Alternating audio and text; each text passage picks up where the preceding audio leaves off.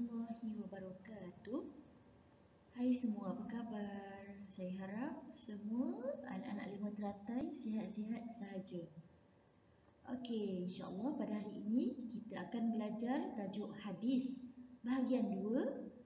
Okey, apa tajuk hadis kita? Sayangi pemimpin kita. Okey, bagi yang ada buku teks boleh buka muka surat 38 hingga 44. Okey, mari kita teruskan. Ini adalah objektif pembelajaran kita pada hari ini. Sesudah kelas kita, kamu sepatutnya dapat menyatakan maksud pemimpin dengan tepat, menjelaskan adab terhadap pemimpin dan juga contoh akibat tidak beradab dengan pemimpin. Okey, apa hadis yang kita pelajari? Mari kita ulang balik semula ya. Okey, bismillahirrahmanirrahim.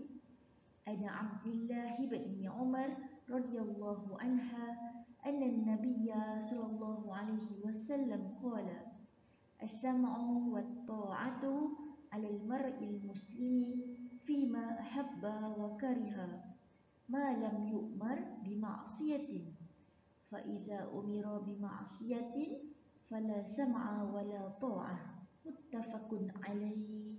Okey, apa ya maksud hadis ni?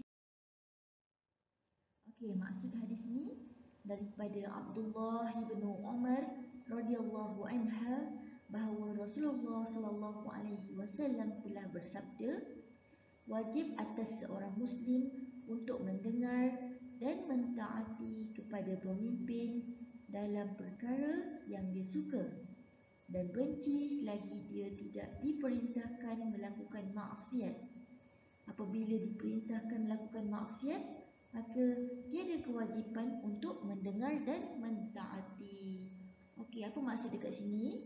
Maksudnya, wajib ke atas kita untuk mentaati pemimpin kita selagi mana pemimpin kita melaksanakan amanahnya dengan baik dan tidak menyuruh kita melakukan kemaksiatan.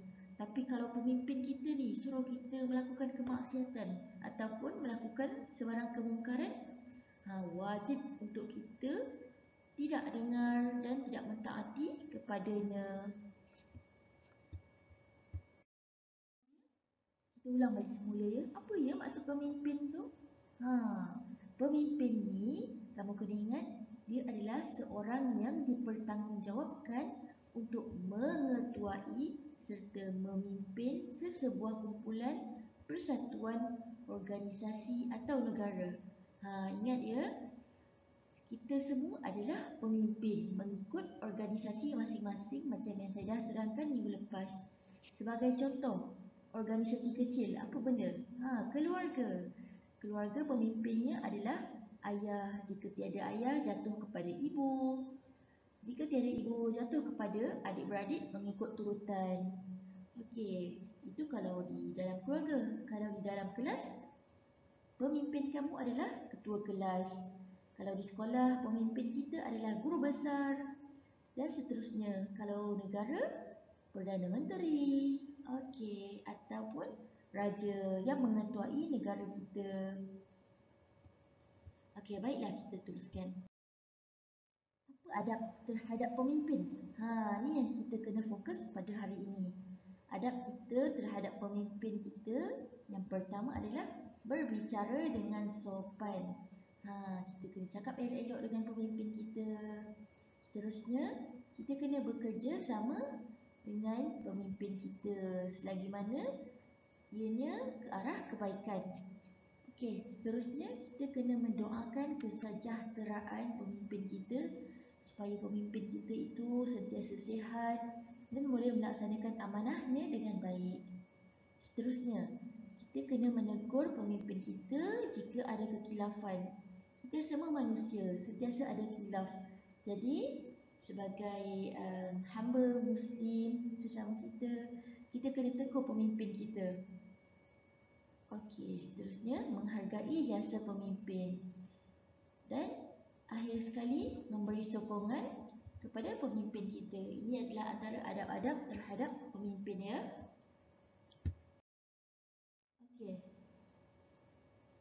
Seterusnya, apa cara mentaati pemimpin kita?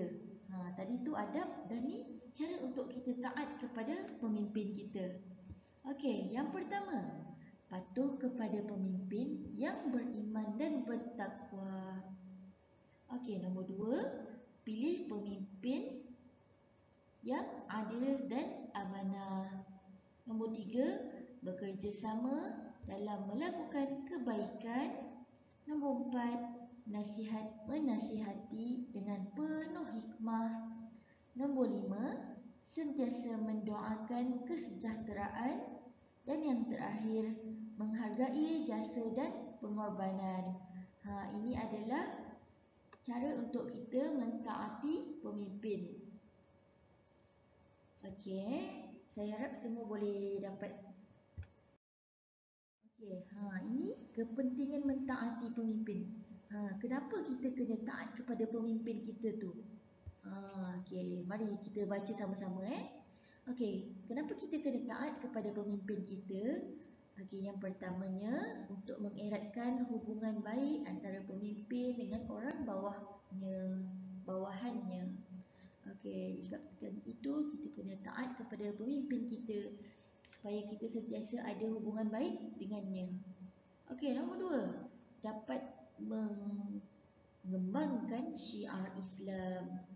Okey, di dalam syiar Islam, Islam itu menyuruh kita mentaati pemimpin. Apabila orang lain tengok kita ni sebagai Muslim, mentaati pemimpin kita dengan baik, jadi orang lain pun, bangsa-bangsa lain, agama lain akan mengagumi kita. Jadi secara tidak langsung, insya-Allah kita dapat mengembangkan syiar Islam. Okey, nombor 3, mengelakkan pergaduhan dan perselisihan faham. Okey, ingat kita kena mentaati pemimpin kita selagi dia tidak menyuruh kita ke arah kemaksiatan.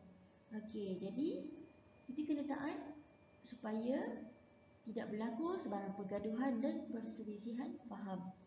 Okey, nombor 4, menjamin keharmonian negara. Okey, nombor 5, memantapkan keimanan kepada Allah Subhanahu wa taala. Dan yang terakhir, kenapa kita kena mentaati pemimpin kita? Supaya kita disegani dan dihormati oleh negara lain. Okey, ini adalah contoh tidak beradab dengan pemimpin. Apa contohnya? Contohnya, dia tidak memberi kerjasama, tidak menghargai jasa pemimpin dan bercakap secara kasar. Okey, yang pertama tadi, tidak memberi kerjasama sebagai contoh Okey, sekarang Perdana Menteri menyuruh kita semua untuk berada di rumah masing-masing. Tapi kita pergi jalan sana sini, sehingga tersebarnya dengan meluas wabak corona. Jadi kita tidak bekerjasama dengan arahan pemimpin kita. Itu tidak bagus Okey, jadi seboleh-bolehnya kita memberi kerjasama yang baik terhadap pemimpin kita. Okey, ataupun tidak menghargai jasa pemimpin, bercakap secara kasar. Ini semuanya adalah contoh tidak beradab dengan pemimpin. Okey, rumusan. Okey, kita wajib mentaati pemimpin yang dilantik selagi mana mereka ini tidak mengajak kita ke arah kemaksiatan demi keharmonian dan kesejahteraan sesebuah negara. Dan juga sebagai seorang pemimpin pula, pemimpin itu wajib menjadi pemimpin yang amanah dalam mentadbir agar tidak memusnahkan kesejahteraan organisasi atau negara. Okey, ingat sesiapa di antara kamu kalau berrezeki untuk menjadi seorang pemimpin di masa hadapan kelak, ingat, pemimpin ni amanahnya sangat besar. Bila kita dah dapat tugas ini, wajib untuk kita melaksanakan amanah ini dengan baik. Kerana apa? Kerana terdapat orang bawah kita yang melaksanakan tugas-tugas mereka dengan baik. Jadi sebagai pemimpin, kita juga harus mentadbir organisasi kita dengan baik. Okey?